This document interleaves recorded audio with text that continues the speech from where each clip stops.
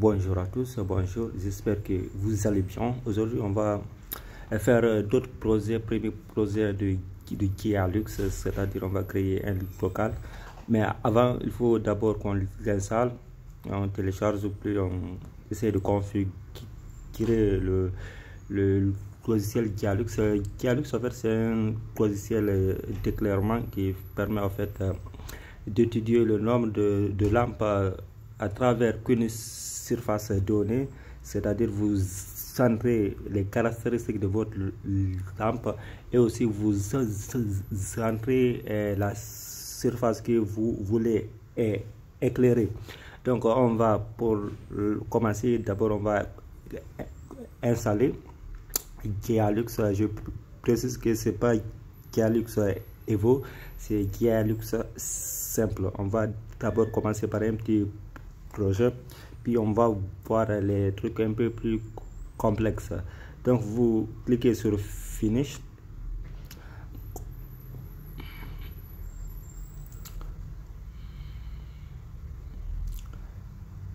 Ensuite vous allez attendre un peu.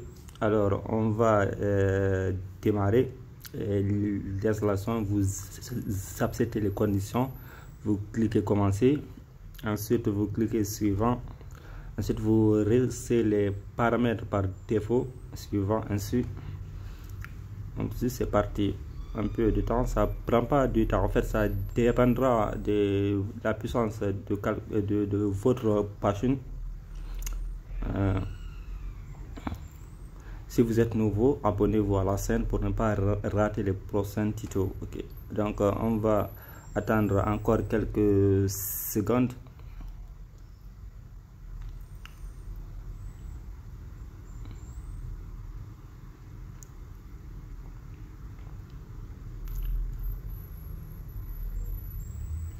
Alors si vous avez des soucis concernant l'installation de Gialux, dites-moi dans les commentaires. N'hésitez pas de liker, de partager la vidéo, ça me fera toujours plaisir.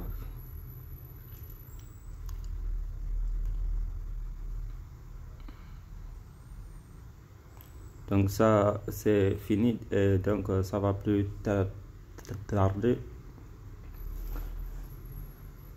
Une fois vous terminez, vous allez décocher l'application. C'est une extension, donc bah, j'ai pas envie de l'installer. Ok, donc on va bien aller sur d'autres bureaux. Voici l'icône de Gialux créé, on va l'exécuter. On a l'ouverture de fenêtre d'accueil de Gialux. Donc nous avons une pop-up de bienvenue. Il est constitué d'assistants Gialux pour des réseaux, pour un réseau routier, un local simple. On va cliquer sur le local simple. On a une superficie ici à définir. En fait, vous devez spécifier que ce soit la largeur, la longueur et la hauteur. Si nous prenons par exemple 2,5 et nous spécifions la largeur ici par exemple 2 mètres, les unités sont à mètres. Ensuite nous cliquons sur OK. Donc nous voici avec d'autres surfaces définies, la hauteur, longueur et d'autres largeurs.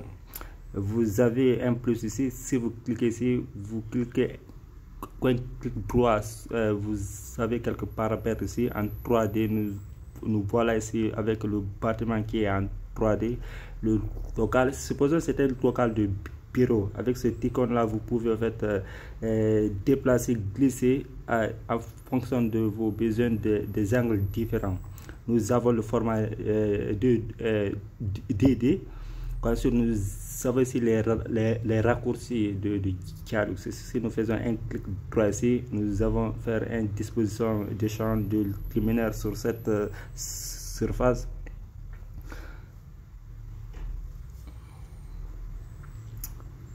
Alors là, moi j'ai déjà en fait Philippe la bibliothèque. Si vous n'avez pas ça, dites-moi dans les commentaires, je vais vous expliquer comment installer. Nous avons aussi les différents perdre de notre lampe plafonnée, nous avons besoin de 200 lux. Ici, on va faire une proposition. Il nous propose une seule lampe. Ensuite, là, nous avons le montage et les caractéristiques de la lampe. On va insérer la lampe. Ensuite, voici la lampe. On va aller au niveau de la vision 3D pour voir qu'est-ce que c'est. Vous avez vu d'autres lampes plafonnées et posées exactement sur le plafond du bâtiment, sur la surface qu'on a définie, qu'on a spécifié. Vous avez les différents raccourcis ici pour allumer, voir comment la lampe diffuse. Ensuite, on va maintenant passer à l'étape suivante, c'est-à-dire effectuer la méthode de calcul avec édition, démarrer le calcul. En fait, on va sélectionner, cocher tout, OK. On va attendre un peu. Une fois c'est fait, la méthode de calcul est finie. Donc, vous allez tout simplement voir ça. C'est très solide, c'est très beau. Vous voyez l'importance de Dialux en fait. Donc, on va bien afficher une prévision d'une note de calcul sur ce icône là. On va cliquer sur OK. Donc, les est en train de ouvrir d'autres notes de calcul. Nous avons là les paramètres de la lampe que Dialux nous a choisi par défaut. On a les différents paramètres de l'éclairement moyenne, mine et pax. Donc il faut faire beaucoup attention à ce niveau. Et tout dépendra en fait de votre local. Si vous avez un bureau, c'est pas le même éclairement qui est dans une usine, dans une pharmacie et dans un laboratoire. Tout dépendra en fait de votre local. On peut agrandir la feuille pour voir. Nous, dans d'autres cas, on a besoin de minimum ici d'un éclairement de 300 pax. Donc, je suppose que c'est un bureau. Donc, faites attention avec ces données. Vous pouvez manipuler ces données en fonction de la lampe ou en fonction de la surface que vous avez définie. Ok, et donc c'est un peu comme ça qu'il faut générer un rapport sur Dialux. J'espère que vous avez aimé la vidéo et n'hésitez pas de vous abonner. On va faire un truc assez plus complexe sur les prochaines vidéos. Ok, donc on va enregistrer le travail parce que c'est sur ça aussi on va travailler pour la prochaine vidéo.